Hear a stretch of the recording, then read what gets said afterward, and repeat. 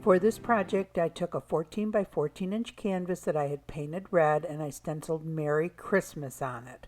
I used Sharpie oil-based markers. I've had problems in the past with regular markers running when you pour resin on them, and I have not had any problems with the oil-based markers, so it's in your best interest to use the oil-based markers.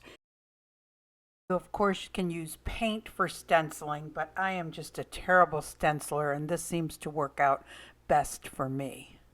After I was done stenciling Merry Christmas on there, I took carbon paper and 3 cutout gingerbread men and taped just the feet down and put the carbon paper under, and I went ahead and traced right along the edge of each of the gingerbread men. And I took another oil-based marker. It's gold, and it's by Deco Color. And I went ahead and I outlined all of the black letters, and it looked so pretty. Then I took clear Elmer's glue and traced around each of the gingerbread men, and then took the 4mm crystal rhinestone chain and followed the glue line around each of the gingerbread men. After that had dried, I flipped it over and I took painter's tape and I went along the edge. Now this is something I constantly forget to do, and so I really wanted to do this right because I hate those little bumps that you get on the back when the resin drips underneath. And this is such a simple thing to do, and then all you do is pull it up and you have no bumps. It's as smooth as can be. Next, I painted gold paint inside of each of the gingerbread men. Now, if you don't do this and you put the glass on, you will see the dark red color underneath it, and it just doesn't look as nice. And when you do have it painted the same color as the glass underneath, then if in one area it's a little bit thin, you wouldn't even notice it. So it's really important to have the color underneath the glass lighter than or the same color as the glass you're putting on. Next, I cut out holly leaves using stained glass, and so I had done them for the previous project, and for this project I actually ended up cutting out, let's see, 8 leaves to go in each of the corners and 6 holly leaves to go on the gingerbread. And I'm just showing you kind of in slow motion how I did it. Cut each of the 4 corners and then nip in the middle with the nippers. And I am not an expert stained glass cutter, but I can cut simple shapes of stained glass, and I did learn on YouTube. So there's lots of YouTube videos out on it. So if you want to learn how to cut stained glass, that's my suggestion, and it's free. I'm just showing you here kind of in fast motion the teeny tiny ones that I cut. And I did take them out to the garage. I have a little stained glass grinder, and I did kind of smooth them out in the garage to make them look a little bit better. Next, I took the larger holly leaves that I had cut out and I painted them gold with the oil-based gold marker. First I did the top, and then after it had dried, I did the sides.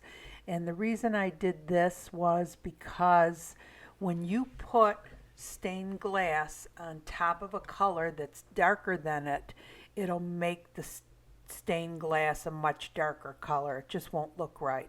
So those little holly leaves that I have on the gingerbread men will be fine because there's a lighter color underneath it, and they'll still look green. But if you were to take those green ones and put them on that dark red maroon color, it would just totally change the color. They wouldn't look green at all. And besides that, I thought they would look real pretty as the gold leaves. And then I took these little charms that I had picked up at Michael's, and I used those for buttons. They kind of look like the peppermint candies that you always get around Christmas time, the red and white ones, and I just thought they looked really cute. So I used those for the buttons. And again, I ended up gluing everything down because if you don't glue it down, when you start to put the glass on, all the other pieces will start moving, and it's just too time consuming. It's easier just to go ahead and glue it all down.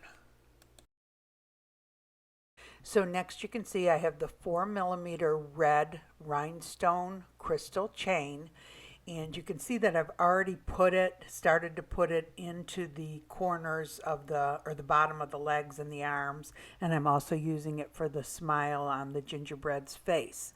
So I take the clear Elmer's glue and first I'm gluing down the mouth. And you know, this doesn't have to be perfect. Just put a strip of the clear Elmer's glue down and then go ahead and move the face or the mouth onto it, your rhinestone chain, and then you still have like a half an hour or whatever to work with it to move it exactly where you want it, and it will stay in place. And it's important to glue all these pieces down before you put the glass down, because when you put the glass down, these other pieces will start to move and it will become difficult to keep everything in place. So here I have some beads that I had actually picked up at the store because I couldn't find 6 exactly the same. I got those at Michael's, and I put down, dots for the eyes, and I put the little beads on top of them for the eyes. And then I pick out the little beads that I'm going to use for the berries to go with the holly leaves. And I'm just trying these out to see if they're the right size. And I decide I'm going to put these on after I put the resin on because they'll stick easier. Otherwise, you try to set it down now and they'll just roll all over the place. And now you can see the gold painted holly leaves that I have in each of the corners. And again, I'm picking out the berries to put, the little beads that I'm going to use as berries to put in the corners along with the golden holly leaves. But again, I'm going to save those for when I put the resin on.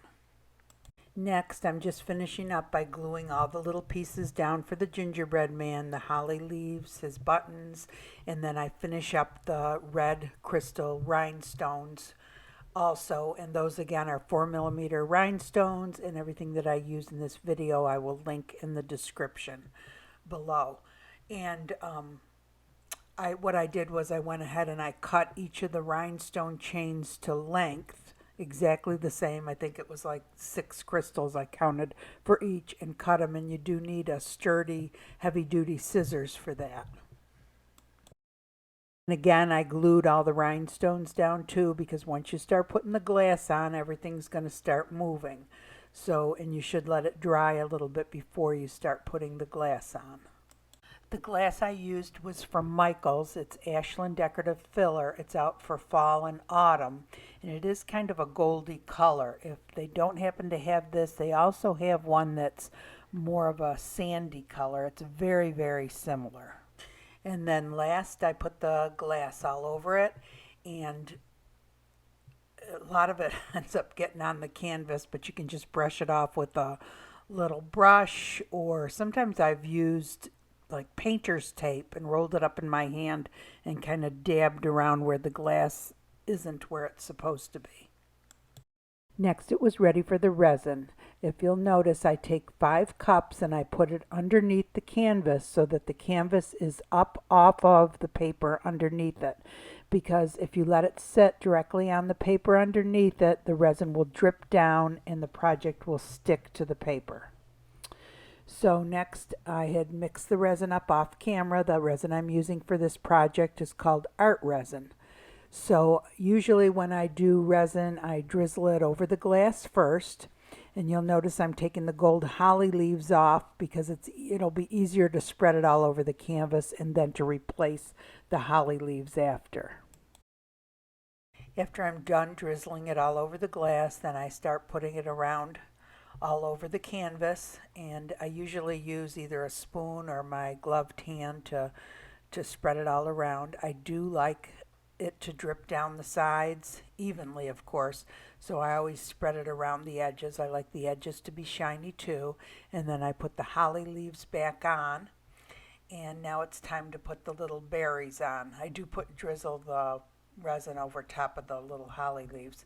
And I put the berries on the larger berries on the larger holly leaves, and the little berries on the little holly leaves on the gingerbread man.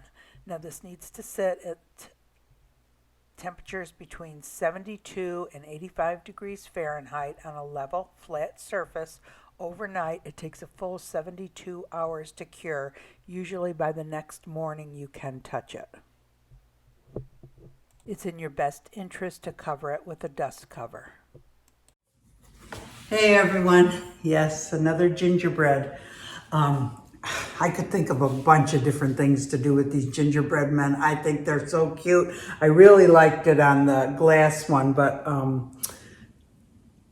so the reason that I did the holly leaves, painted them gold like that, is because when you put a clear glass, like the stained glass, on top of something dark, it becomes very dark and it loses its color.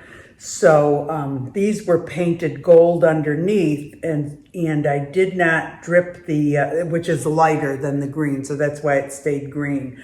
But these would have become very, very dark.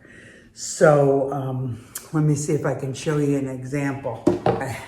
So see how this is a white canvas and you take the green on it and it stays green?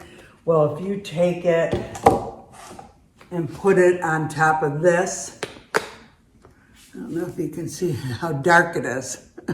See how dark it gets? And then when you pour resin over it, it even gets darker because then it becomes more translucent.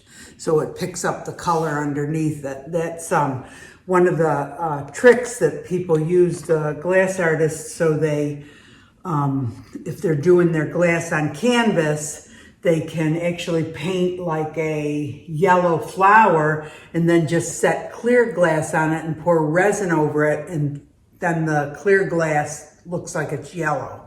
So anyway, when you're using translucent glass like this, you cannot put it on something dark and pour resin over it. So that's, but I really like the gold leaves. I think they turned out cute. Anyway, I hope you guys liked the video. If you did, give it a thumbs up.